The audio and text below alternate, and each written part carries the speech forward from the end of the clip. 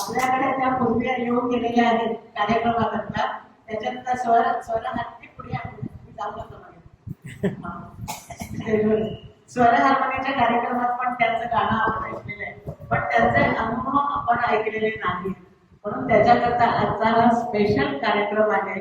तर ह्या कार्यक्रमाच्या करता त्यांचा परिचय अगोदर देशपांडे करून देतील आणि मग कार्यक्रमाची सुरुवात होईल.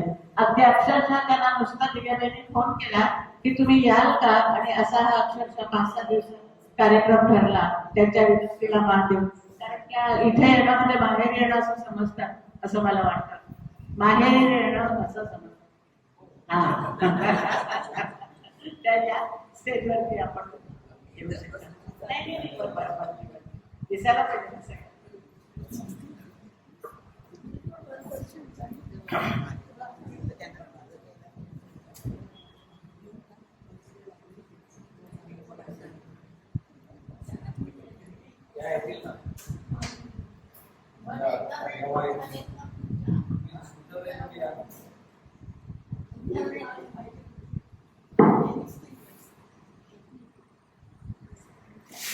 श्रीमती मीना नाईक ह्या आम्हाला मीनाताई म्हणून परिचित आहेत. स्वर हार्मोनी हा आमचा एक या मंगळवारी दर मंगळवारी जेव्हा आम्ही गाण्यासाठी तिकडे जमतो कराओकेच्या, ते आपले सर पण आज इथे आलेले आहेत, निलेश सर, ते आमचे गुरु आहेत. तर मीना नाईक हे एक बहुआयामी असं व्यक्तिमत्व आहे. माझी त्यांची ओळख ही स्वर हार्मोनी या संगीत शिक्षणाच्या वर्गात झाली. त्यांचा जन्म साताऱ्याचा, त्यांचे जन्म मुंबईचा, पण ते साताऱ्यात त्यांचे शिक्षण झाले आणि त्या BA झाल्या. त्यांचे वडील श्री इंगळे हे त्यांच्या पंचक्रोशीत नगराध्यक्ष किंवा तत्सम मोठ्या हुद्द्यावर असल्याने त्यांना सर्वजण तिकडे ओळखत. पुढे नोकरीनिमित्त त्या मुंबईत आल्या व तेथेच त्या स्थायिक झाल्या आहेत. त्या एअर इंडियामध्ये नोकरी मिळवल्यानंतर त्या BA असल्यामुळे त्यांना शिक्षण असल्यामुळे त्यांना एअर इंडियात नोकरी मिळणे कठीण गेले नाही. त्यांच्या या चतुरस्त्र गुणांमुळे त्या अल्पावधीत एअर इंडियात सर्वश्रुत झाल्या असणार. एअर इंडियाच्या कालापथकात वेगवेगळ्या कार्यक्रमात त्यांचा सहभाग असेल. त्या अतिशय छान कॉम्पेरिंग करतात, म्हणजे त्याला आपण सूत्रसंचालन म्हणतात. ते सूत्रसंचालन ते अतिशय सुंदर करतात. त्यांच्या ह्याच गुणामुळे पुढे त्यांना एअर इंडियामध्ये एअरपोर्टवर VIP प्रवाशांची देखरेख व त्यांचे सरबराही यासाठी पर्सनल ऑफिसर म्हणून नियुक्त केले गेले. ह्या गोष्टींची त्यांनी जबाबदारी एवढ्या छान सांभाळली की पुढे अनेक कलाकार, राजकारणी व्यक्ती, बिझनेसमन यांची त्यांची अशी मैत्री झाली. 34 वर्ष त्यांनी एअर इंडियात नोकरी केली व त्या निवृत्त झाल्या. निवृत्तीनंतरही त्यांनी स्वतःला इतके व्यस्त ठेवले आहे की त्यांना वेळ पुरत नाही. त्या अतिशय छान गातात, नृत्यातही त्या पारंगत आहेत, कार्यक्रमाचे सूत्रसंचालनही त्या करतात, त्या पाककलेतही पारंगत आहेत. आम्ही त्यांचे खूप विशेष त्यांच्या स्वर हार्मोनिया कार्यक्रमात टेस्ट केलेले आहेत. आणि त्यांनी गाडीही चालवतात. मला हे नसेल, इकडून साताऱ्याला गाडी घेऊन त्या जातात, स्वतः एकट्या असतात, पण किंवा कोणीतरी बरोबर असलं तरी गाडी छान चालवतात. अशा या बहुआयामी मीनाताईंचे आपण स्वागत करूया व त्यांच्याकडून ऐकूया, झेप घेतली आकाशी तरीही नाते वसुंधरेशी.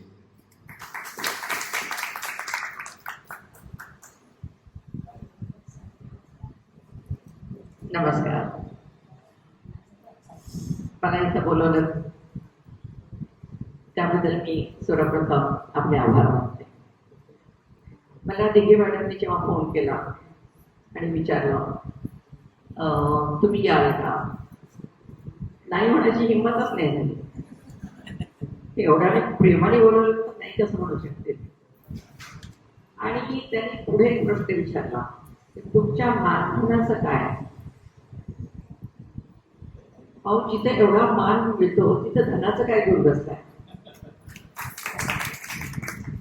त्यामुळे मानधन जेव्हा माझ्या महिला दिनाला इतक्या अलका कुबल किंवा रजनी पंडित किंवा सुकन्या मोने येतात, त्यांनी मला कधीही मानधनाचं विचारलं नाही किंवा कधी तो प्रश्नच आला नाही.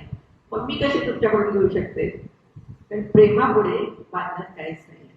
काही नाती प्रेमाने जपवायला लागतात आपल्याला. त्यामुळे मानधन तुम्ही एक औपचारिकता म्हणून विचारलं ते ठीक आहे, पण मानधनाचा इथं विषयच नव्हता. म्हणजे माझी हिंमतही झाली नसती मागायची आणि तो प्रश्नच नव्हता तुमच्या प्रेमाचा. तेही आहे. कुठून सुरू करूया आपण? माझ्या बालपणापासून म्हणजे तुम्हाला कळेल की मी कशी होते, कशी कशी मी पुढे बंधत गेले आणि तशीच राहिले. तसा माझा जन्म मुंबईत.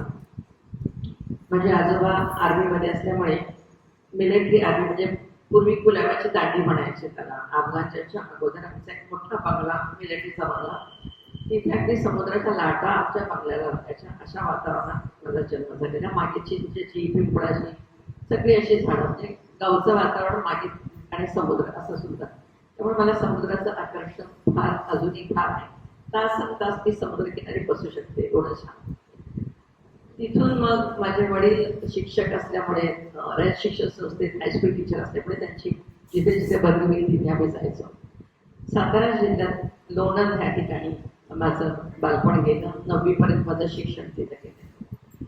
मी ज्या शाळेत शिकत होते त्या शाळेत माझे वडील सुद्धा शिक्षक होते. त्यामुळे एक असतं की माझ्या बापाची शाळा आहे हे कुठेतरी मला रुजलं होतं. तर थोडा बेरकीपणा माझा लहानपणापासून आहे तसा. म्हणजे मी फार ओबिडियंट चाइल्ड किंवा फार अशी समजूतदार मुलगी असं मला कोणी म्हटलं नाही. ते पहिला शाळेत असताना माझा एक नियम असायचा की वर्गाच्या बाहेर मीच पहिली जाणार. अगोदर कोणी वर्गाच्या बाहेर जायचं नाही. आणि मी कशी जायचे? बेंचवर उभं राहून जायचं. म्हणजे मध्ये मला कुठला अडथळाच नकोय. त्यामुळे मी बेंचवर अशा उड्या मारत सगळ्याच्या अगोदर जायचे. तेव्हा मात्र एक मुलगी माझ्या अगोदर गेली वर्गाच्या बाहेर. तिचं नाव होतं रत्नमाला दुर्गुडे. तिला मी अगदी फिल्मी स्टाईलनी मारलं. ती माझ्या अगोदर गेली होती म्हणून. ती बेशुद्ध पडली. मी घरी आले व्यवस्थित. मग तिचे आई वडील माझ्या घरी तिला घेऊन आले की तुमची मुलगी मारामारी करायला जाते की शिकायला जाते शाळेत. हाच प्रश्न मला वडिलांनी विचारला की तू उद्यापासून शाळेत जायचं नाही, बंद शाळा तुझी, असं जर करायचं असेल. हे थोडंसं माझं असं स्वभाव पहिल्यापासून. काही वर्ष तिथं काढल्यानंतर आम्ही सातारला आलो. 9वी 10वी सातारला गेलो. त्याच वेळेला माझ्या आईची नेमणूक समाज कल्याण बोर्डवर झाली होती. तिच्या अंडर 3 जिल्हे होते, सातारा, कोल्हापूर आणि सांगली. बालवाड्या, वृद्धाश्रम आणि हॉस्टेल्स, जे गव्हर्नमेंट हॉस्टेल्स असतात त्यांना अनुदान मिळतं, अशा सगळ्या संस्था माझ्या आईच्या अंडर होत्या. मी 9वीला असताना तिथेच एक हॉस्टेल निघालं होतं गव्हर्नमेंटचं. आई मला विचारलं की तू हॉस्टेलला राहशील का? म्हणजे मला खरा रिपोर्ट मिळेल तिथला की तू असल्यामुळे, कारण नवीनच हॉस्टेल झालेलं आहे. तर मला राहील. मलाही आनंद झाला, कारण काही काम करायचं नाही तिथे, आईचं खायला मिळणार आहे. त्यामुळे मी हॉस्टेलमध्ये राहायला गेले. आणि मॅडमची मुलगी म्हणून खास माझ्यावर प्रेम असायचं तिथल्या मॅडमचं, किंवा मुलींना पण माहित होतं की मॅडमची मुलगी म्हणून. खाली आमची जेवणाची सोय, मधूनचा जिना आणि वर आमची राहायची सोय होती. जेवण चांगलंच असायचं. जेवण झाल्यानंतर आम्हाला दुधाचा ग्लास दिला जायचा. माझा ग्लास सगळ्या ग्लासमध्ये वेगळा होता, कारण तो जास्तीत जास्त चेपलेला होता. कारण मी वरून ग्लास फेकायचे मला दूध घेऊन या म्हणून, आणि तो गडगडत असा कुठेही जायचा तो ग्लास आणि मला ते दूध आणून द्यायचे. तसं माझं थोडंसं होतं. आणि अशा रीतीने माझं शिक्षण तिथं चालू होतं. पण शिक्षणात व्यवस्थित होते, पण हे थोडंसं होतं अंगात असं. गणपतीचे दिवस आहेत. नाच करण्याची आवड पहिल्यापासूनच, म्हणजे गाणी ऐकली. पण आमच्या घरात वातावरण अतिशय स्ट्रिक्ट. म्हणजे रेडिओ फक्त लागायचा तो बातम्या ऐकण्यासाठी. कधीही गाणी रेडिओवर ऐकली जायची नाही. आणि गाण्याची पुस्तकं वगैरे कधी बघितली तर वडील अगदी फाडून टाकायचे मस्तपैकी, अगदी त्याच्या बारीक बारीक तुकडे करायचे की एकही अक्षर वाचता येणार नाही असं. हॉस्टेलमध्ये गणपतीचे दिवस होते, आम्हाला 9 दिवस तेव्हा डान्सिंग पार्टी म्हणायचे. प्रत्येक गणपती समोर एक डान्सिंग पार्टी किंवा मेळे म्हणायचे तेव्हा त्या काळात. तर ते असायचे. तेव्हा आम्हाला सोडलं होतं बघायला त्याच एरियातले गणपती बघून या वेळेत घरी यायचं. शेवटच्या दिवशी मात्र मॅडम म्हटल्या की तुम्हाला सोडणार नाही मी आज. मी हट्ट धरून बसले की का सोडणार नाही, तुम्ही 9 दिवस सोडला, मग आज शेवटच्या दिवशी का सोडणार नाही. आणि बाईंचा तोच प्रश्न होता की मी 9 दिवस सोडला ना, आज सोडणार नाही. आज सगळीकडे हुल्लडबाजी असते, शेवटचा दिवस असतो, त्यामुळे मी मुलींना सोडणार. ठीक आहे. त्यामुळे मॅडमला कुठेतरी एक संशय आला म्हणून मागच्या दारांना कुलप लावली मॅडमनी आणि आम्ही गेलो. मग मी पत्र्यावर जाऊन हॉस्टेलच्या तिथे मागचं काही दिसतंय का बघायला होतं, दिसत नव्हतं. ऐकायला येत होती, गाणी ऐकायला आली, घुगरांचा आवाज यायला लागला. तेव्हा मात्र मला चलबिचल सुरू झाली. 4 मुली होत्या बरोबर. त्यांना म्हटलं की जायचं का बघायला आपण, चल जाऊया. खाली गेलो होतो, कुलप लावलेली मागच्या दाराला. त्यात एक मुलगी अभ्यास करत बसली होती. ती म्हटली की माझी चावी लागते ह्या कुलपांना. म्हटलं दे. कुलप काढले आणि आम्ही 4 जणी बघायला गेलो. ते आमच्या मॅडमला सांगितलं कोणीतरी की ह्या 4 जणी बघायला गेल्या म्हणून. तर मॅडमनी जी हॉस्टेलची स्वीपर होती तिला आमच्या घरी पाठवलं लगेच रात्री 12 वाजता. पण तिने असा निरोप दिला की मी ना हॉस्टेलमधून पळून गेली. आईला मला हार्ट अटॅक यायची वेळ आली, कारण माझं वय तसं होतं, मी ना पळून कुठे गेली, कोणाबरोबर गेली, असं आईला एकदम घाबरायला झालं. आई हॉस्टेलमध्ये आली आणि आम्ही फिल्मी स्टाईलने ते जे आपण बघतो ब्लँकेट वगैरे वळकटी करून ठेवायचे, आपले झोपले असं दाखवायचं, असं करून ठेवलं होतं. पण इकडून गेलं तर माझी मैत्रीण म्हटली की मी तुझी आई आली तिकडे. म्हणजे ह्या दाराने जाऊया. आम्ही आलो आणि मस्तपैकी रूममध्ये झोपलो आणि हाका मारायला सुरुवात केली. दार उघड. मी दार उघडलं. माझ्या मैत्रिणी कोणी दार उघडायला तयार नाही. तुझी आई आली, तूच उघडता. म्हटलं नाही, तुम्ही उघडा, की झोपल्याचं नाटक करते. आई आली तर मी फिल्मीच आहे, तू एवढ्या रात्री कशा दिसतोस. आईने मस्तपैकी लाथा मारली माझ्या कमरेत. उठ बाई, तुला कोणी सांगितलं होतं पळून जायला असं नाही. काही मुलीने गेली घरी. दुसऱ्या दिवशी तिने पुण्याच्या बोर्डला कंप्लेंट केली की ह्या 4 मुली हॉस्टेलचे नियमभंग केलेला आहे, तुम्ही येऊन ऍक्शन घ्या त्याच्यावर. पुण्याचे समाज कल्याण अधिकारी आले, मला असं बसवलं आणि आम्हाला हॉस्टेलमधून काढायचं ठरलं. आईनेच रेकमेंड केलं तसं की काढून टाकायला हॉस्टेलमधून. मग मी सांगितलं की मी ह्या 4 मुलींना दिलं होतं, त्या गरीब घराच्या मुली आहेत, त्यांना नका काढू, तुम्ही मला एकटीला काढा. त्यामुळे मला तसं हॉस्टेलमधून काढलं आणि माझा सातारा सुटला तिथे काही वर्षासाठी. मी मुंबईला आले. 10वी मी मुंबईला गेले. त्याच वेळेला माझ्या बहिणीचं लग्न झालं, मोठ्या बहिणीचं. माझे भाऊजी इन्कम टॅक्स ऑफिसर होते, पण अतिशय गरीब घरातले होते. त्यांना स्वतःचं घर नव्हतं मुंबईमध्ये. आणि माझ्या आजीची इच्छा होती की नाती आपल्याकडेच असलेली बरी, पहिलीच ना मोठी, ते बरंच झालं त्यांना जावे घरात. त्यामुळे 10वी झाल्याबरोबर माझ्या आजीने माझी रवानगी परत सातारला केली. का तर मेवण्यासमोर मेवणी नको, त्यामुळं जावयासमोर अजिबात ठेवायचं नाही, मेवणी नको, म्हणून माझी परत रवानगी सातारला झाली. माझं कॉलेज तिथं सुरू झालं. हा एक पर्व संपलं इथे. मला आता खूप इच्छा होती विल्सन कॉलेजला जायचं, समुद्राचं आकर्षण. विल्सन कॉलेज समुद्राच्या अगदीच समोर. पण ते स्वप्नभंग झालं आणि सातारला माझं कॉलेज सुरू झालं. सातारला कॉलेजच्या पहिल्याच दिवशी एक मुलगा आला होता आणि त्याच्या माझ्या तेव्हा आपले कागदी बाण मारायचे, बाण नेहमी मुलींना मारले जायचे, तसं तो आला आणि माझ्या केसात त्याने बाण मारला आणि मी तिथंच त्याची धुलाई केली. ते सगळ्या टीचरनी बघितलं, माझं नाव झालं कॉलेजमध्ये. पहिल्याच वर्षी आलेली, पहिल्याच दिवशी त्या मुलीने मारलं. त्यामुळे नंतर कोणी मला छेड काढायचा प्रसंग झाला नाही कधी कोणाचा. त्यात माझा भाऊ बॉडी बिल्डर, महाराष्ट्राशी मिळालेला, त्याला मिस्टर इंडियामध्ये 3रा आलेला, आणि नेहमी सातारा श्री मिळालेलं, पुण्या श्री मिळालेलं त्याला, त्याच्या कमरेला नेहमी चेन असायच्या. त्यामुळे ते एक झालं होतं तसं की ही दीपक इंगळेची बहीण आहे, तिच्या बरोबर बोलायला सुद्धा जाऊ नका. ती तर मला तेच, पण तिचा भाऊ पण तुला करेल बघायची, असं एक वातावरण तयार झालं. तर आमचे संबंध राजघराण्याशी आहे. आत्ताचे उदयनराजे आहेत, त्यांचे वडील प्रतापसिंह राजे भोसले शिवाजी महाराजांचे 12वे वंश माझे. माझे वडील नगर परिषदेचे प्रेसिडेंट असल्यामुळे ते नेहमी येणं जाणं घरी असायचं. राजमाता सुमित्रा राजे भोसले यांच्याबरोबर माझ्या आईचं नेहमीच मीटिंग्स वगैरे असायच्या, वेगवेगळ्या संस्थांवर माझी आई होती. अशा रीतीने माझं कॉलेज चाललेलं. आणि पण महाराजांचं पण फार लक्ष असायचं, ताईंना प्रोटेक्शन मिळालं पाहिजे, ताईंच्या कॉलेजमध्ये जाताना बघा तुम्ही कोणी छेडछाड करता का. त्यामुळं मोठं सगळे लोक माझ्या मागे पुढे असायचे वाड्यात, राजवाड्यातले. आणि मला दीपक इंगळेची वहिनी, तिला कोणी छेडता कामा नये म्हणून असं प्रोटेक्शन मध्ये माझं छान आयुष्य. तेव्हा मला जरी कुठल्या मुलाशी बोलायचं असेल तरी मला बोलता आलं नाही, कारण तो मुलाच इतका घाबरून पडून जायचा की नको तुझ्या भावाने बघितलं तर इथेच तुला येईल म्हणून. कधीच मला तसं मुलांबरोबर बोलता आलं नाही. आमचं संस्कार पण तसे की आम्हाला मुलांशी बोलायची मुभा नव्हती. तशी घरात जरी आला तरी आम्ही चहा पाणी द्यायला पण आम्ही कधी बायका जातो नसेल घरात. कॉलेज चांगलं चाललं होतं आणि मला इच्छा होती की कशाही परिस्थितीत आपण स्वतःच्या पायावर बघायचं.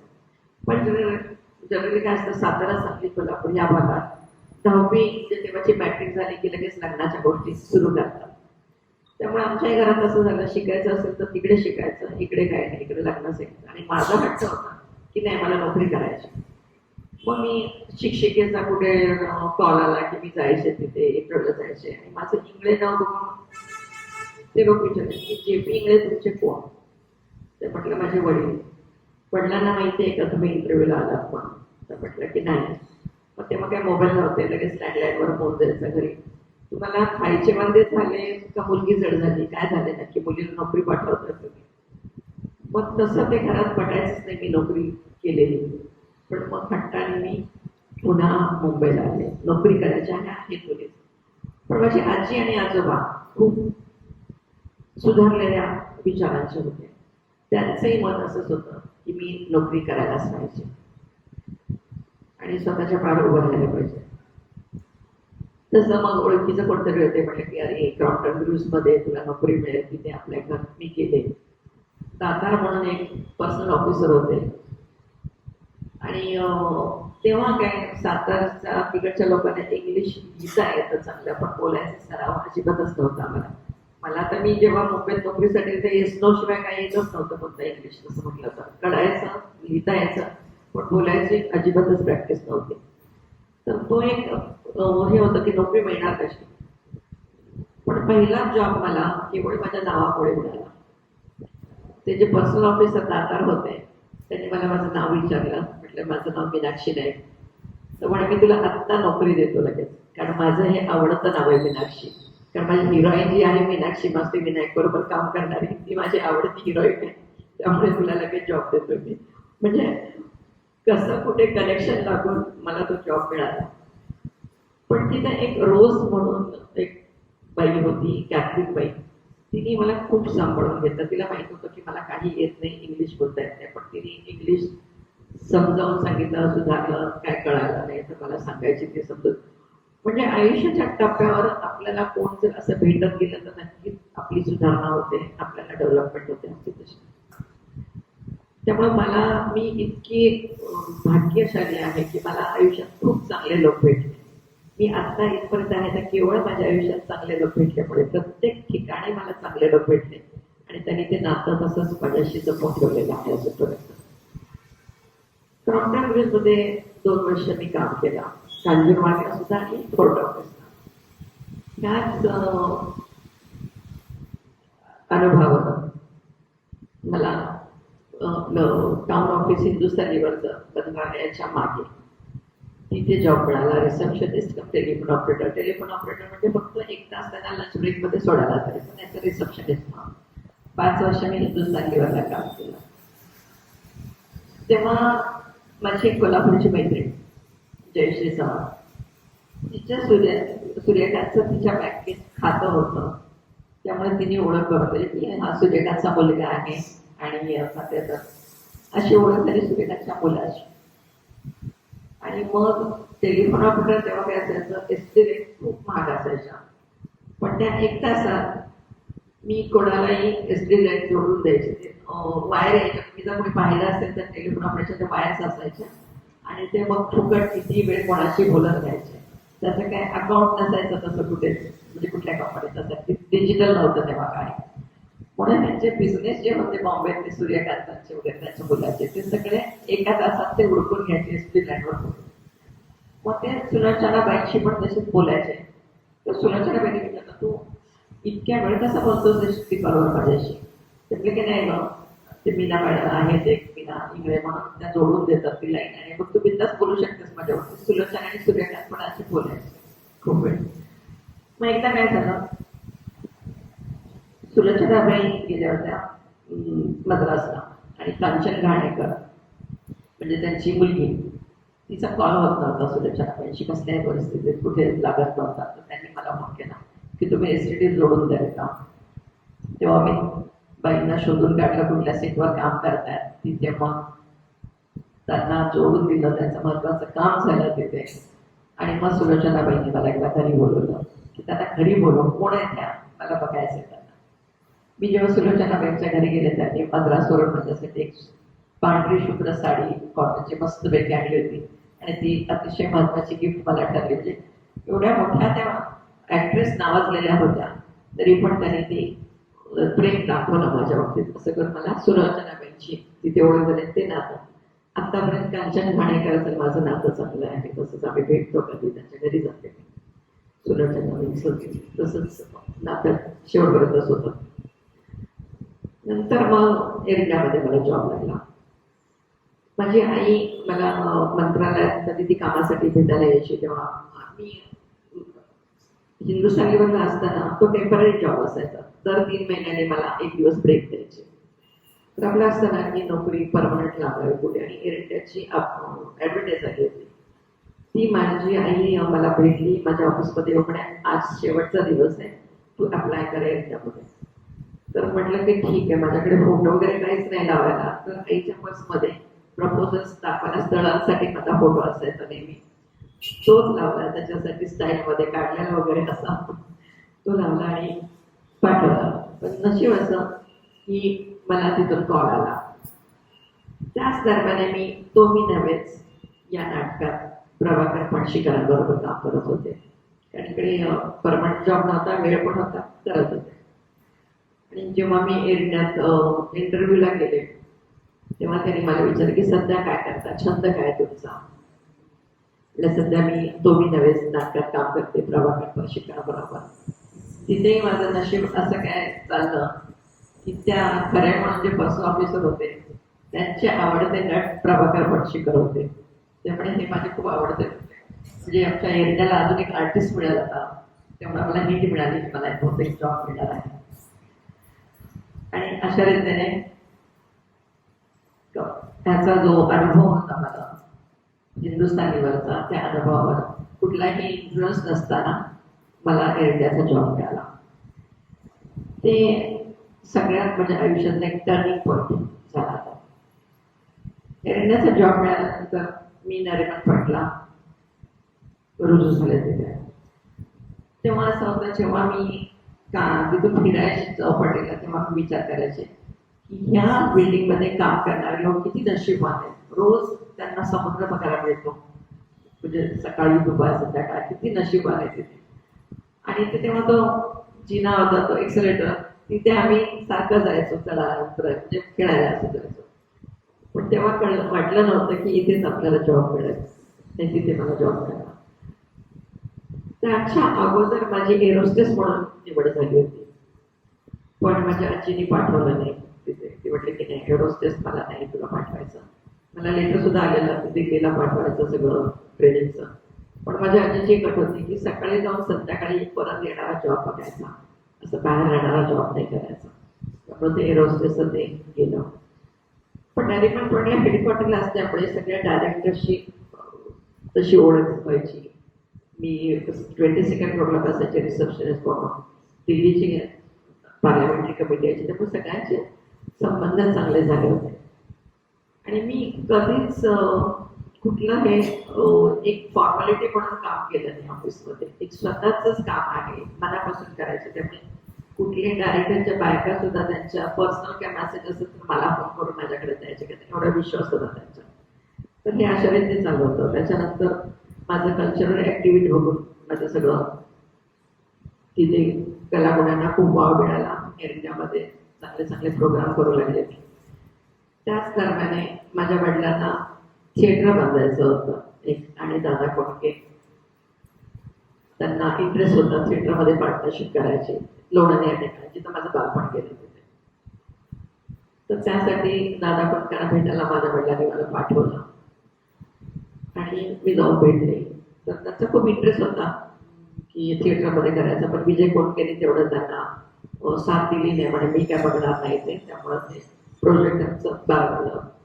पण त्यामुळे दादा कोणकेंची माझी चांगली ओळख झाली. तर मी त्या संगीत क्षेत्रातली नव्हती तरी पण मला दादा कोणके फोन करून बोलवायचे, एक आज काय करतेस, ऑफिसवरून डायरेक्ट ये, कारण आम्ही असं गाण्यांचं सिटिंग करतोय, स्टोरीचं सिटिंग करतोय. रामलक्ष्मण म्हणजे विजय पाटील नाव त्यांचं, ते आलेले आहेत, महेंद्र कपूर आलेले आहेत, तू ये.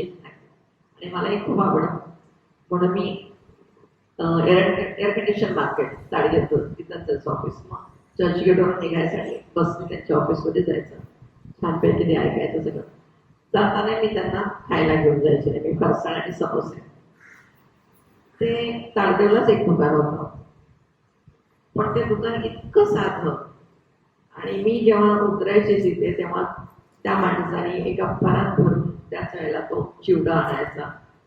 त्याच्यावर मस्तपैकी कुरकुरीत तळलेला कढीपत्ता, कोथिंबीर असायची मस्तपैकी गरमागरम पाण्याचा समोसे पकायला. ते मी खायचे. पण तो जो घेऊन यायचा थाळीत मोठा थाळा, त्याला जर बघितलं तर तुम्ही ते घेणार नाही त्याच्याकडून. त्याचं ते कळकटलेलं बनियान, तो त्याचा टॉवेल तसा लावलेला त्यांनी, तो काही कामगार असतात तो आणायला ठेवायचा, पण अतिशय चवीला चांगला. ते मी घेऊन जायचे आणि सगळे लोक ते वाटच बघत बसलेले असायचे की येणार आहे आणि आपल्याला खायला आणणार. त्यांना सवय झाली होती की मी नेहमी त्यांना खायला घेऊन जायचे. मग दादा कोणके म्हणले, तू नसलीस तर एकदा आम्हाला फार वांदे होतात इथे खाण्याचे, त्यामुळे तू सांगते कुठून आणतेस तू. मी मनात म्हणलं ह्यांना जर जागा दाखवली तर हे काय खाणार नाही तिथं परत माणसाला बघितल्यानंतर. त्यामुळे मी दुकान कधी त्यांना दाखवलं नाही, फक्त खायला घेऊन जायचे. पण एक चांगली गोष्ट आहे की दादा कोणकेंनी त्यांच्या आत्मचरित्रात माझ्या नावाचा उल्लेख आणि हे सगळ्या घटनांचा उल्लेख केलेला आहे त्यांच्या आत्मचरित्र. हे माझ्या दृष्टीने खूप मोठी गोष्ट आहे. नंतर दादा कोणकेंची खूप चांगली मैत्री झाली. कधी उषा चव्हाण आलेल्या असं तसं कितीतरी गाण्यांचं तयार, म्हणजे गाणी तयार त्यांनी आमच्या समोरच बसल्या दादा कोणके. एकदा उषा चव्हाण आल्या होत्या. ते म्हणले की दादा काल तुम्ही माझ्या स्वप्नात आला होता. दादा म्हणले काय केलं मी? नाही काय केलं नाही तुम्ही, मग तो मी नसेल. असं म्हटल्यानंतर त्याच्यावरून दादांना गाणं सुद्धा, काल रात्रीला सपानं पडलं स्वप्नात आलं तुम्ही पाहिजे म्हणलं, ते गाणं तिथे आपल्या समोर तयार झालं. असे खूप जोक्स पण बसल्या तयार व्हायचे आणि ते फिल्ममध्ये घेतले जायचे. तर त्या एरियामध्ये खूप चांगलं ऑडिटोरियम आहे, तिथे मी दादांचे शो अरेंज करायचे. प्री प्रेस असतात जे शो, रिलीजच्या अगोदर प्रेस करण्यासाठी शो, त्यांचे पिक्चर्स असतात तिथे, मग ते अरेंज करायचे मी. मग आम्ही नरेमान पॉईंट ओबऱ्याच्या तिकडे एक पाणीपुरीवाला असतो, तिथे आम्ही पाणीपुरी खायला जायचं. तर दादा कोणके म्हणतात, तू बाई आहेस म्हणून सगळे तुझ्याकडेच बघतात, माझ्याकडे पण बघतच नाहीत. दादा कोणके तसे झपा आणि पायजमामध्ये असतात, त्यामुळे कोणी बघायचं नाही असं कोणाला वाटायचं पण नाही की दादा कोणके असतील म्हणून. इतक्या नेहमी साध्या होत असं ते बाई आहेत म्हणून तुझ्याकडे बघत चाललेत. बघत पडलं नाही दादा, त्यांना संशय की तुम्हीच आहात का म्हणून ते बघतायत तुमच्याकडे. अशा रीतीने दादांचं आमचं छानपैकी शेवटपर्यंत रिलेशन होतं. दादा कोणके जेव्हा हार्ट अटॅकने ऍडमिट होते तेव्हा त्यांना हिंदुजामध्ये ऍडमिट केलं होतं. तेव्हा तिथं बोर्ड लिहिला होता की तुम्ही बोला पण दादांना बोलू देऊ नका. त्याच वेळेला ते वनमंत्री होते, सुतार नावाचे एक वनमंत्री होते त्यावेळेचे. त्यांनी कधीतरी दादांना काय गिफ्ट दिले होतं, ते दादांना खुणवत होते. पण बोर्ड लिहिले तुम्ही बोला ना, पण तुम्ही काय विचारायचं तर विचारा, पण ते बोलत नव्हते. ते असं करायचे एवढंच होतं. मग ते डॉक्टर तुम्ही बोला, त्यांना काय नाही, मी दिलेलं झाड कसं आहे ते त्यांना विचारायचं होतं. अशा छोट्या छोट्या म्हणजे दादा स्वतःच बोलत राहायचे, तुम्ही बोला हो, मला बोलायचं नाही, तुम्ही बोला, तुम्ही गप्प असे. आणि दादांचा स्वभाव म्हटलं तर माझ्या जो बदल झाला, विनोद बुद्धी मला तिथूनच आली. बेरकी स्वभाव म्हणाला, पण विनोद बुद्धी मला दादा कोटकेंकडूनच मिळाली तशी म्हणतात. त्याच्यानंतर माझा एरंड्याचा जॉब सुरू झाला दरबटपटचा. व्यवस्थित खूप काही कार्यक्रम केले. नवीन नेशनपासून सगळ्यांची छान ओळख झाली, मैत्री. नवीन नेशनची पण बायको महाराष्ट्रीयन होती, त्यामुळे ती म्हणजे मराठीतच बोलायची. तुम्ही एकदा घरी या म्हणायची. पण दुर्दैवाने तिने आत्महत्या केली आणि मी का तिच्या घरी जाऊ शकले नाही शेवटपर्यंत. त्याच्यानंतर माझी ट्रान्सफर झाली एअरपोर्टला VIP हँडलिंगसाठी. फक्त मी सेलिब्रिटी VIP हँडलिंग आणि सगळे बिझनेसमॅन वगैरे सगळे जे काय असते राजकारण सगळ्यांचा हे करतात. त्याच्या अगोदर जेव्हा मी एअरटेल एअरपोर्टला काम करत होते, अगदी मला एक आठवडाही झाला नसेल तिथे जॉईन होऊन, तेव्हा मला सांगितलं दुसऱ्या मुलीने, जास्त करून पारशी मुली असायच्या तिथे एअरटेलमध्ये, महाराष्ट्र फारच कमी होतं तेव्हा. त्याने आज पार्टी हमें जाना ही पडेगा, वो मेरे साथ सब पार्टी दे रहे उन्होंने बुलाया है. एअरटेलचे एक एक्सपोर्ट करणारा व्यक्ती त्याने एअरटेलसाठी पार्टी अरेंज केली होती. आणि मी घाबरून गेले की आपल्याला जावंच लागणार का काय. म्हणजे मला तेव्हा एअरटेलचं कल्चर वगैरे काहीच माहिती नव्हतं. मी अगदी काउंटर म्हणजे काउंटर, काय लिपस्टिक कसं लावायचं ते माहिती नाही, तशीच मी गेली. नाही आपली पण जाना पडेगा गेले. ह्यांचं कल्चर वेगळं, त्या मुलीचं फारशे मुली गेल्या कोपऱ्यात लगेच काय भरलं काय प्यायला लागलं, ते बघूनच विचित्र वाटलं मला सगळं.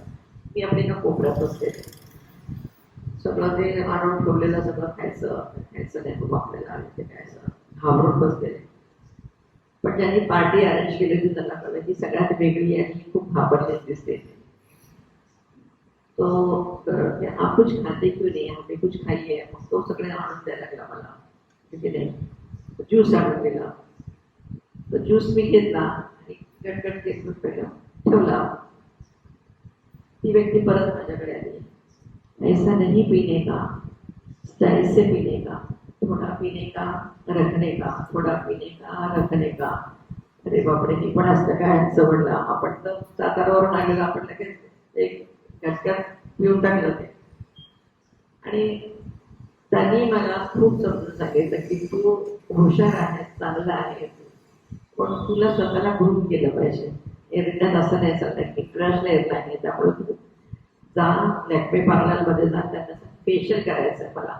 तोपर्यंत फेशियल हा शब्दही ऐकला नव्हता मी काय असतो. मग लॅक्मेमध्ये गेले, फेशियल करायला सांगितलं, फेशियल केला मी. हेअरकट त्यामध्ये केस खूप लांब होते, त्यासाठी हेअरकट तुम्ही खूप लांब केलं तर आजीनी खूप शिव्या दिल्या त्यावेळेला, ते केस कापले म्हणून. पण मी काय बाकीच्या मुलींचं ऐकलं की अरे एअरटेल में ऐसा नहीं चलता है, थोडा स्टायलिश होना चाहिए तुमको. पण नंतर मला वाटलं हे काय, मी ऐकलं तेव्हा. पण नंतर मला नाही वाटलं की आपलं काम नेहमी बोलत असतं, आपण कसंही असतं तरी आपलं काम नेहमी आपल्याला त्याची पोचपावती देत असतं. आणि तेच मी एअरटेलमध्ये केलं. त्याच्या अगोदर मला असंच वाटलं कधीतरी की आपण खरंच एवढं गावठळ दिसतोय का काय करू. पण नंतर म्हटलं की नाही आहे ते बरंच चाललं, काम तर आपलं चांगलं आहे, सगळ्यांकडे ॲप्रिशिएशन लेटर देतं करतं. पण त्या व्यक्तीने मला खूप खूप म्हणजे ग्रूम केलं, सगळं सांगितलं, खूप शिकवलं.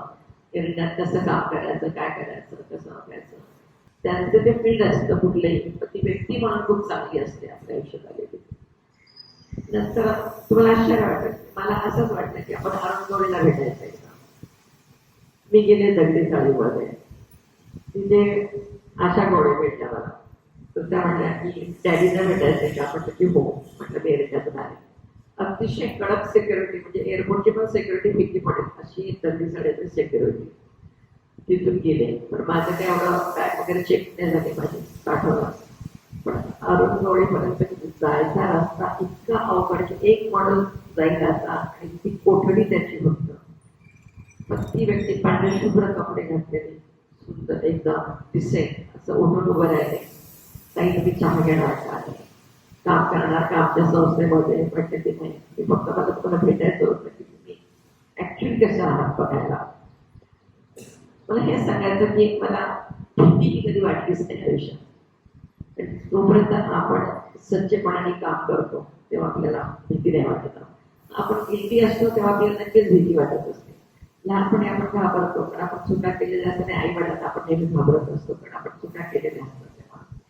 त्याच्यानंतर मला कधीच भीती वाटली नाही. म्हणजे मी एअरपोर्टवर जेव्हा माझ्या हाताखाली 950 लोडर असायचे तिथे, मी रात्री 2 वाजता 3 वाजता कधी कधी गुडघा घालून पण डायरेक्ट चेकअपला जायचे.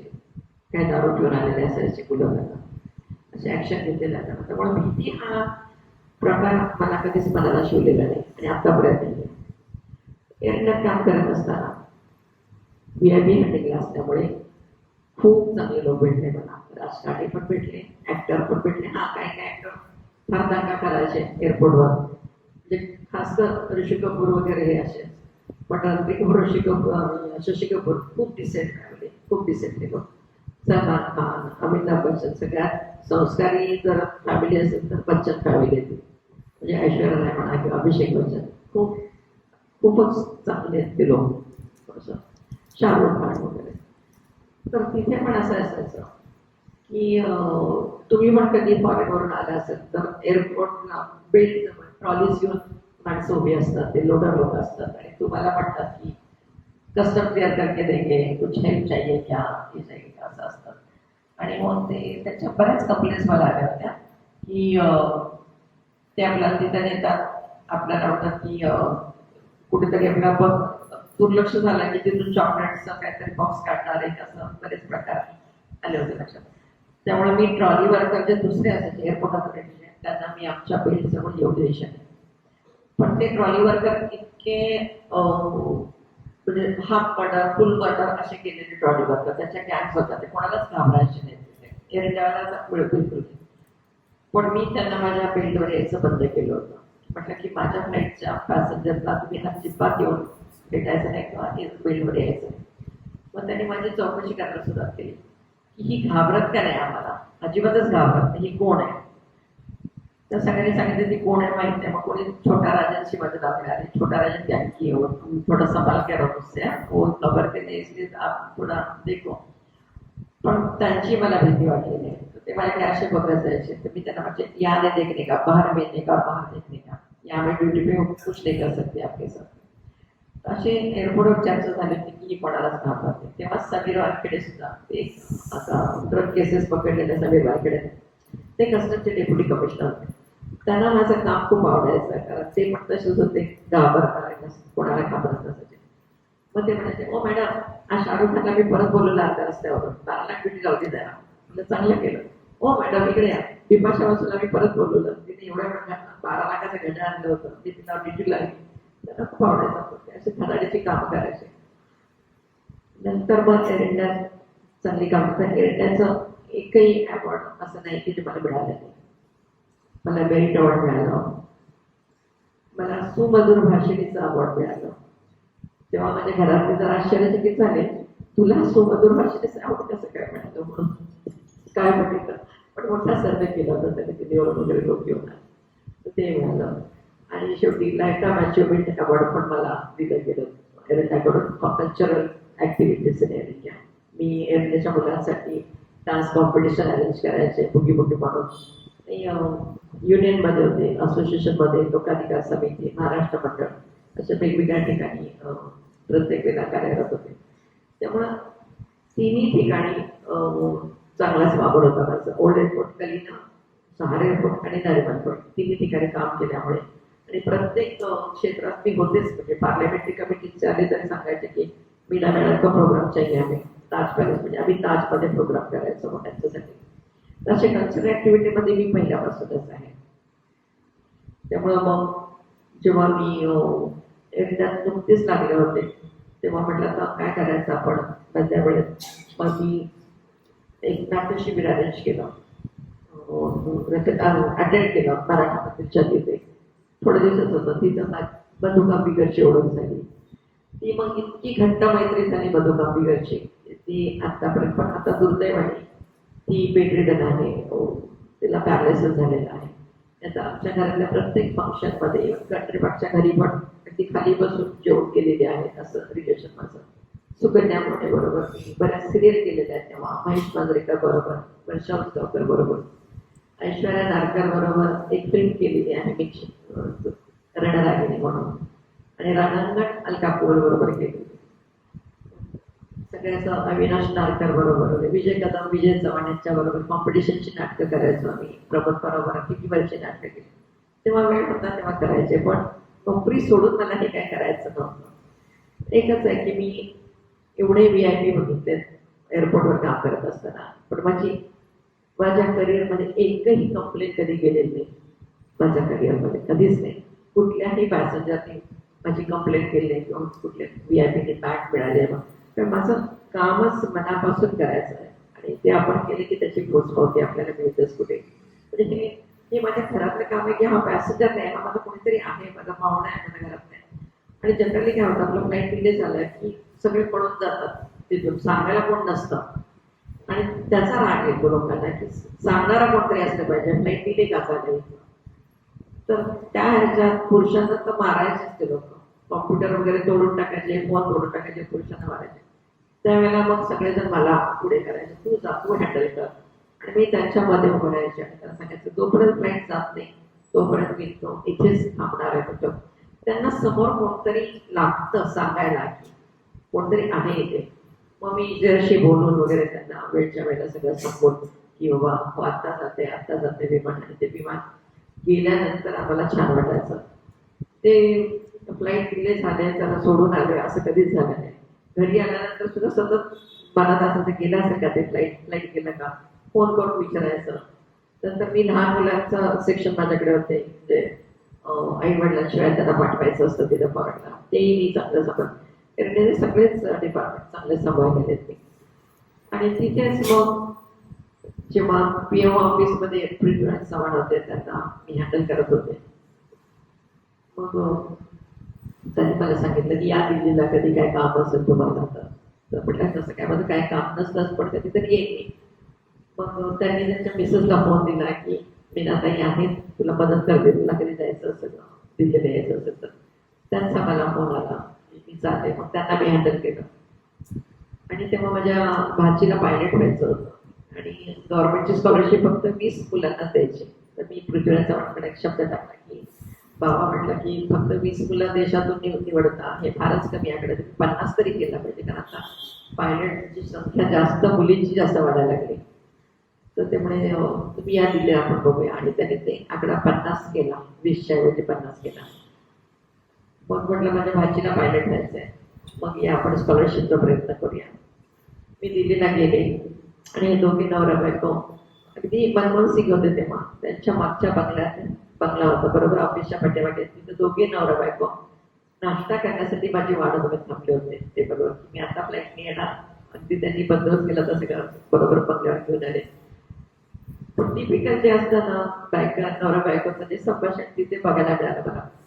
बायको म्हणजे भाभी म्हणते मी त्यांना, भाभी पृथ्वीराज सांगायचं का आणखी एक डोसा देऊ का, एक तरी घ्या, तुला नको म्हटलं ना, नको म्हटलं ना तुला बस झालं म्हणजे चाललं होतं त्याचं. ते ह्यासोबत खायला देत होता.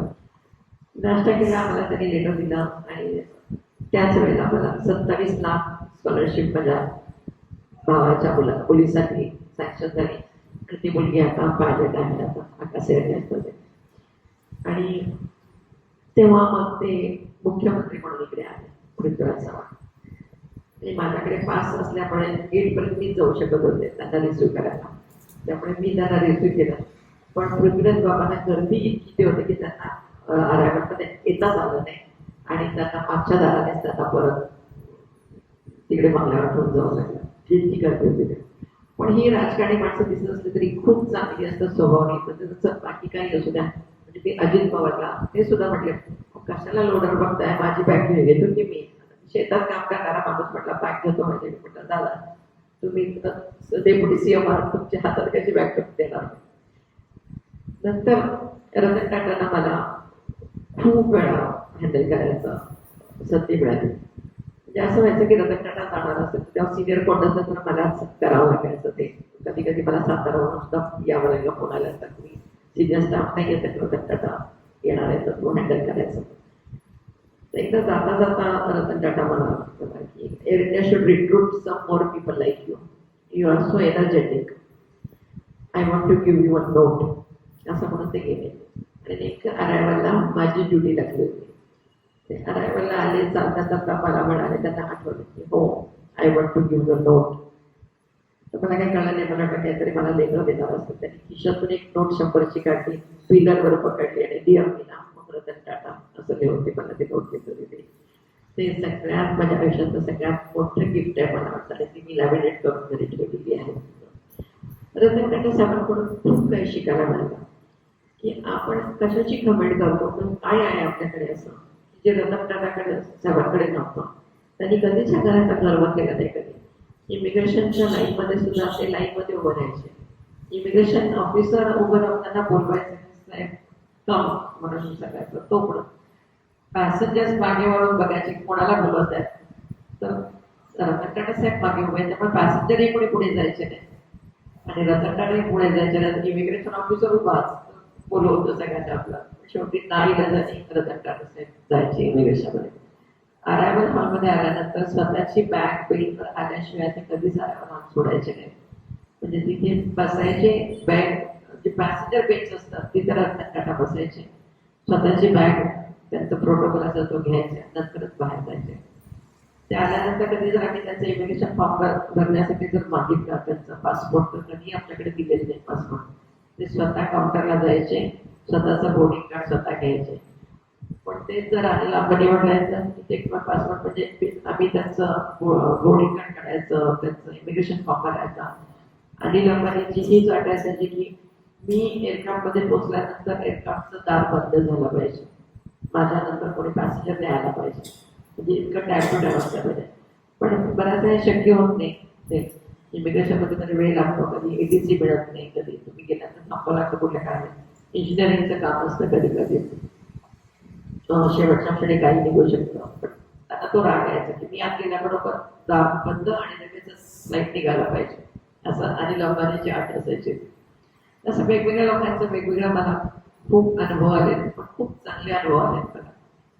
म्हणजे नीलम ही जी प्रिंट फिल्म ऍक्ट्रेस तिचं लग्न होतं.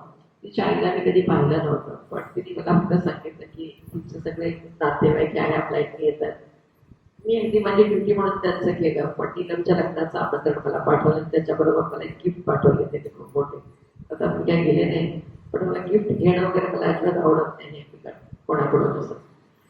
मी इंडियातून रिटायर्ड झाल्यानंतर मी परत 5 वर्ष VIP हँडलिंगचंच एक मला काम मिळालं होतं क्रिस्टल एव्हिएशन्स मध्ये. इंडिगो एअरलाईन माझ्या अंडर होती. तिथे त्यांचे 2,000 कामगार माझ्या अंडर होते.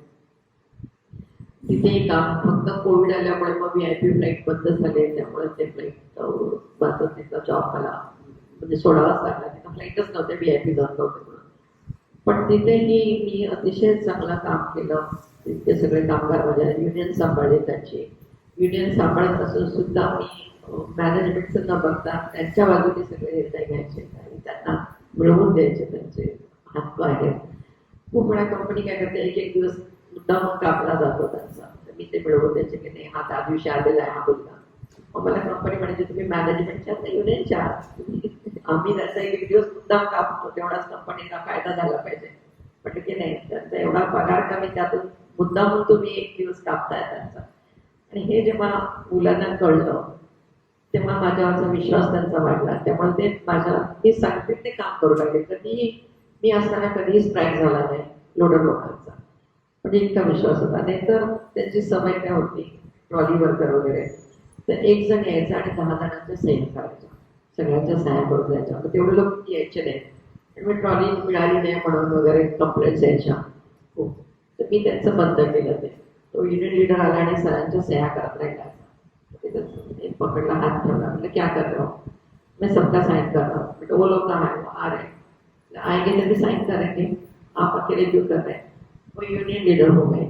आप यूनियन ऑफिस में ये नहीं चलेगा म्हणून लिस्ट काढून टाकली मी. हर कोई आएगा यहाँ साइन करेगा. आणि हे मग दुसऱ्या ग्रुपला जेव्हा कळलं की मॅडम असं स्ट्रिक्ट आहे तर सगळ्यांचा सह्याचं मी स्वतःहून सगळं करायला लागले आणि जे येत नव्हते त्यांची नावं मी स्वतःहून कट करायला लागले. म्हणजे इतकी त्यांच्यात डेव्हलपमेंट झाली कारण त्यांच्या फायद्याचं पण मी तिथं काम करत होते सगळ्यांचं, फक्त मी मॅनेजमेंटचंच काम करत नव्हते. अशा रीतीने ते आणि अजून सुद्धा मला तिथले लोडर्स त्यांचं काही बाकी असते रिटायरमेंट पाठवतं काही काम असतं की मला अजूनही बोलवतात एअरपोर्टवर इतक्या वर्ष रिटायर झाल्यानंतर तिथं सगळ्या कार्यक्रमात असते. मला इतके चांगले लोक भेटले त्यामुळेच मी इथपर्यंत आले आणि त्यात आता तुमच्यासारख्या लोकांची भर पडलेली आहे. मी एकटी कधी राहू शकत नाही. माझी श्रीमंती जी आहे ना ते माझा सगळा हा मित्र परिवार आहे आणि मी एकदा केलेली मैत्री माझ्याकडून तुटत नसते किंवा मी तोडत नाही अनलेस त्या माणसाने त्यांनी गुण उधळले त्यांचे तरच. कारण मी खूप सरळ आहे, खूप प्रामाणिक आहे. मी प्रामाणिकपणे प्रेम करते, प्रामाणिकपणे जे काय करायचं ते आपलं म्हणून करते. माझं कुठलंही काम करण्यात कधी कमर्शियल व्ह्यू नसतो. जर तुमच्यासाठी करायचं ना मग करायचं ते काम, ते माझं ध्येयच असतं आणि म्हणून मी आतापर्यंत वयाच्या 71व्या वर्षी सुद्धा अशी फिट आहे कारण पॉझिटिव्हनेस माझ्यात आहे भरपूर. कारण तुम्ही म्हणाल मी काय योगा करते, मी काही करत नाही, मी कुठलाही व्यायाम करत नाही, कुठलं काही नाही. फक्त मला जी आवड आहे ती मी जोपासते आणि मला वाटतं प्रत्येकाने आपले छंद जोपासले पाहिजेत. म्हणजे एक स्वप्न होतं की मी रिटायर व्हायच्या अगोदर मी स्वतःच्या गाडीने एअरपोर्टला गेलं पाहिजे. मग मी 95व्या वर्षी गाडी शिकले, एअरपोर्टला स्वतःची गाडी गेले आणि आता कोल्हापूरपर्यंत मी एकटी ड्राईव्ह करत जाते का मला एकटी ड्राईव्ह करायला फार आवडतं. कारण दुसरे असते की मला जरा ते बडबड करतात मला त्रास होतो त्याचा. मी गाडी लावते आणि मस्तपैकी एकटी जाते. मी 62व्या वर्षी स्विमिंग शिकले. त्यामुळे मी हेच दाखवू शकते की कुठल्या काही शिकायला वयाचं कुठलंही बंधन नाहीये, फक्त तुम्ही शिकायची तयारी असली पाहिजे. आणि मित्र परिवार जेवढा तुम्ही वाढवाल तेवढं तुम्ही समृद्ध व्हाल असं मला वाटतं. की माझी तरी श्रीमंती तीच आहे, माझा बँक बॅलन्स किती येतो जातो पण माझे मित्र मैत्रिणी माझं फिक्स डिपॉझिट आहे, ते वाढतच राहतं. त्यामुळं मला इथे येऊन सुद्धा खूप बरं वाटतं. तसं म्हटलं तर दिघे मॅडमची माझी गेले 4-5 वर्षाची आपली मैत्री झाली. मैत्री म्हणजे आम्ही रोज भेटत नाही, कोणाच्या घरी जात नाही, पण मानसिकरित्या आम्ही जोडले गेलो आहे, ते फार महत्वाचं असतं. एकमेकाचा विश्वास की ही व्यक्ती ही मी बोलवलं तरी येणार, ही माझ्या कामाला उपयोगी पडणार, मी कुठल्याही काम तिला सांगितलं तर ती नाही म्हणणार नाही, हा मैत्रीमध्ये विश्वास पाहिजे केव्हाही. आणि मनातून केलेलं कुठल्याही नातं ते काय टिकतं. फक्त मौखिक तोंड देखलं असं त्या तोंडाने केलेलं ते फार काय तिकड नाही, मनापासून केलेलं असं नातं ते टिकतं असं मला वाटतं. आणि आपण सगळे तसेच वागता, इथे भेटता सगळे छानपैकी, सगळे कार्यक्रम होतात इथे तुमचे. आणि मला जेवढं सांगायचं तेवढं मी सांगितलं, मी कशी राहिले, कशी वागले, कसं आले पुढे आले. कोणाचाही इन्फ्लुअन्स नव्हता, कुठलाही पाठबळ नव्हता, कोणीही गॉडफादर नव्हता मला. मी अगदी सामान्य कुटुंबात, अगदी समाजकार्य नसायचं आमच्या घरात. माझ्या आई वडिलांना दोघांनाही समाजकार्याचा पुरस्कार मिळालेला आहे. ते बघून इंदिरा गांधींनी त्यांना दिल्लीला बोलून सत्कार केलेला आहे. माझ्या आई वडिलांचा दोघं केलेले तिथे. तर असं माझं घर आहे की तिथे आम्हाला माझ्या वडिलांच्या हातात प्रेसिडेंट असताना जेव्हा प्रत्येक तिथल्या सातारच्या लोकांना 5-5 एकर जमीन वाटपाचं काम माझ्या वडिलांकडे होतं, पण माझ्या वडिलांनी स्वतःच्या कुठल्याही नातेवाईकाच्या नावावर 5 एकर काय 1 एकर सुद्धा जमीन घेतलेली. तर माझा भाऊ खूप चिडलेला होता की आपलं काय बघतच नाही कधी. पण माझे वडील शिक्षक, ते घरात शिस्तीचे शिक्षक, पण दुसऱ्यांचे वडील असायचे बाहेर, ते असं आमचं घराणं होतं. माझी आई सुद्धा तेवढीच द्यायची. रायफल शूटिंग मध्ये ती नेहमी फर्स्ट यायची. हुंडाबळी सोसायट्या, वेगवेगळ्या सिव्हिल हॉस्पिटल सोसायट्या वगैरे सगळ्या, पोलीस दक्षता कमिटी, त्या सगळ्या कमिटीवर असायचे.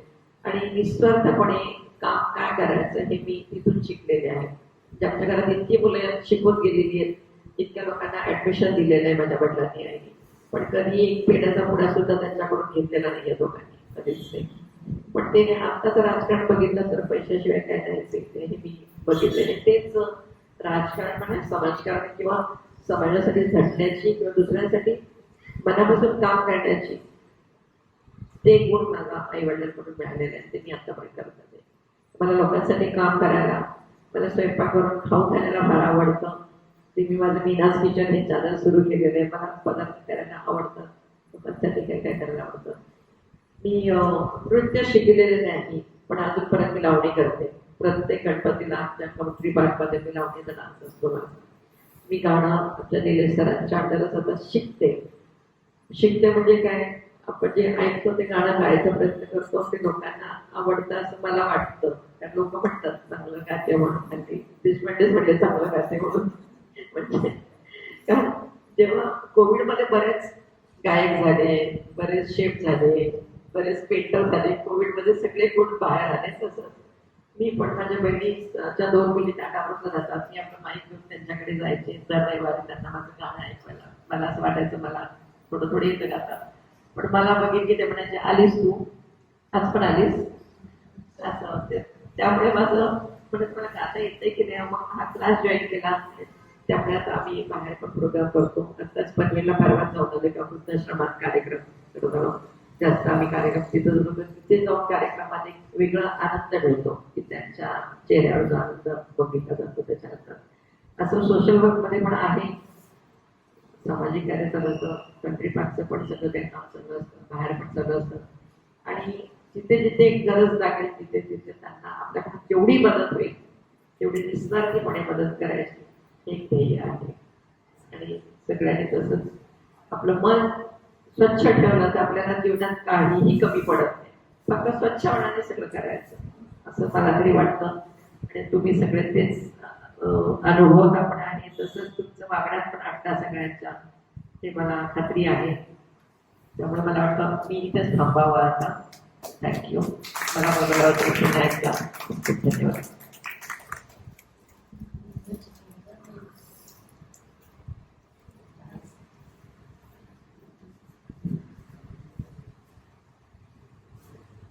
खूप छान बोलल्या. काय असतं, आपल्या जवळची माणसं असतात पण आपल्याला त्यांच्याविषयी काहीच माहिती नसतं. आपण यांना फक्त स्वर हार्मोनीमध्ये गातात एवढंच तुम्हा सगळ्यांना माहिती होतं, पण त्यांचं पर्सनल आयुष्य आणि पूर्वी मी ऐकलं होतं तेव्हा त्यांचे जे अनुभव होते ते खरोखर ऐकण्यासारखे होते. म्हणून म्हटलं आपण एकदा तरी त्यांच्या तोंडून त्या सगळ्या गोष्टी ऐकल्या पाहिजे, म्हणून त्यांना मुद्दाम पाचारण केलं होतं. आणि मला वाटतं खरोखर त्यांचे अनुभव ऐकून तुम्ही सुद्धा फक्त जाण्यासाठी, कारण एक बंडखोर मुलगी आहे, ती बंडखोर मुलगी पुढे एरियामध्ये पोहोचली आणि तिथे सगळ्यांना सामावून घ्यायचं असतं मोठ्या लोकांशी. त्या हा सगळ्या स्वभावामध्ये बदल करणं वगैरे या सगळ्या गोष्टी त्यांनी उत्तम रीतीने साधल्या, त्याच्याबद्दल त्यांचं अभिनंदन मी करते. मला असं वाटतं जोशीकडे बघून फार लहान वयात त्यांनी त्यांच्या सहजीवनाची 50 वर्ष पूर्ण केले. आणि त्यातही महत्त्वाचे आजच्याचं म्हणजे सगळ्यात ते सगळं त्या साजरा करायला त्यांना मिळालं. हा आमचाही आनंद आहे की आम्हाला तुम्हाला शुभेच्छा किंवा देता आले. मला एक मुद्दाम सांगायचं, आपल्या संस्थांमध्ये हे असं घडायचं होत होतं. आणि आज त्याची एक आठवण म्हणजे दाभोळकर आपली 6 वर्षाचा 7 वर्षापूर्वी ती गेली आपल्याला सोडून इथे. पण तिची मुलगी अजूनही पावसाची आठवण ठेवते. मंदारी ती दरवर्षी मला फणस आणून द्यायचा, ती अजूनही मला फणस आणून देते. मला वाटतं ती मुलाची पेढे घेऊन आली असेल तर फणस घेऊन आली. आणि स्वर्गाच्या सगळ्यांना सांगावं मी विचारलंय तर एवढं प्रेम आपल्या सभासदांचं आपल्याला शिकायचं आहे. तेव्हा अशा आपल्याला चांगल्या चांगल्या क्षण मिळूयात एन्जॉय करायला. विधातरी मला म्हणतात की माझं तर कसं व्हायचं तुमच्याकडून. अहो मला विचारायला ते आनंद नव्हता, पण सांगायची गोष्ट म्हणजे एका पहिल्या दिनाला एक उपसंपादिका आपल्याकडे प्रमुख पाहुण्या म्हणून आल्या होत्या. आणि त्यांनी मला सरळ ऐकवलं, तुम्ही माझं तुम्ही किंवा मला काय विचारता, तुम्ही ज्या माझं तर हा आमचा हक्क आहे. तेव्हा बघा काही असं पण कोणत्याने आम्हाला भेटले आणि म्हणून आम्ही तुम्हाला बिनधास्त विचारलं. पण खरं सांगायचं तर या आपल्या शुभेच्छू म्हणजे विधाने लक्षात ठेवा, कधीही आम्हाला असं झालं की आज वक्ता कोण राहिले तर तुम्हाला फोन करतात काय जरा वेळ लागते आणि काही नाही तर दोन गाडी तरी ऐकवा आम्हाला एवढी. पण इतकं काय म्हणू आपण असं सर्व बाजूने बनलेलं त्यांचं आयुष्य त्यांच्यात आपल्याला सांगितलं. एक खट्याळ मुलगी एवढं काय काय करू शकते. आणि मला तर मला वाटतं 21 साली प्रथम भेटल्या बरोबर. तेव्हा आपला संघ शिवसेवामध्ये होता आणि तेव्हा मी म्हटलं इतक्या गप्पा मारणारी ही बाई नक्की घरामध्ये स्वयंपाकाला बाई असेल. पण नाही, त्यांचं बिनास्कीचं युट्यूब चॅनल चालू आहे. दर शुक्रवारी त्या नवीन गीत दाखवतात. मी बघते आणि मी त्यांना नेहमी म्हणते तुम्ही मला फार उशिरा भेटला पण खूप छान तुमचं आयुष्य चालते. तुम्ही दाखवलं, तुझे वर्णन केलं आणि अशा आनंदात राहा. आणि मला म्हणजे अगदी खरंच मला मनापासून इच्छा आहे सभासद व्हावं. पण त्या होत नाही, त्या राहत आहे. पण आधी तुम्हाला जसं सभासद एवढ्यासाठी सांगतोय, तुम्हाला कधीही वाटलं आज वेळ आहे, रिकाम पण आहे तर खुशात या. पाहिजे तर विचारा आज काय कार्यक्रम आहे, पण परमिशनची गरज नाही. आज त्रिवेदीलाही बोलवलं होतं. हे आपले शुभेच्छुक आहेत, कधी आपल्या मदतीला येणारे असे आपले आता माणसं असायलाच पाहिजे. तसं आम्ही तुम्हाला धरलेलं आहे आणि अशाच आमच्या सह राहत जा तुम्ही. याच तुम्हाला शुभेच्छा.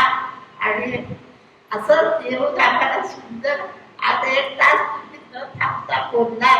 धन्यवाद. आणि निलेश्वर तुम्ही बाईचं शूटिंग करायला आलात वेळात वेळ करून. ही दोन्ही माणसं इतकी बिझी असतात. निघाताई तर काही वेळ नाही तर कुठे वृद्धाश्रमात जाऊन गाडी घेऊन म्हणतात. अहो मी म्हणतो चौकड्यात 4 वेळा चौकाला आणि छान गाडी म्हणतात. तिथल्या लोकांनाही आनंद देतात. असाच आनंद वाटत राहा आणि म्हणून तरी आमच्याकडे येत जा. धन्यवाद.